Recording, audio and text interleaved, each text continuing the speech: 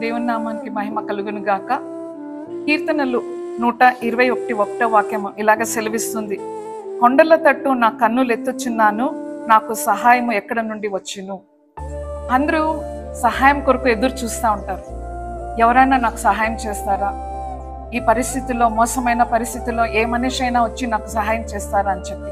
కానీ దావీదు ఏం చెప్తున్నారంటే, కొండల తట్టు నా కన్నులు ఎత్తుచున్నాను, నాకు సహాయం ఎక్కడ వస్తుంది అని చెప్పి.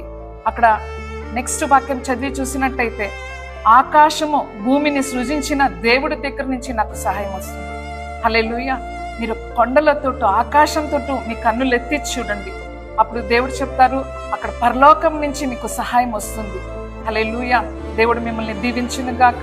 ఈ వాక్యం చూస్తున్న ప్రతి ఒక్కరికి దేవుడు సహాయము కలుగును గాక. ఆమేన్. మీ ప్రార్థన విజ్ఞాపనల కొరకు స్క్రీన్లో కనిపిస్తున్న నంబర్కి కాల్ చేయండి.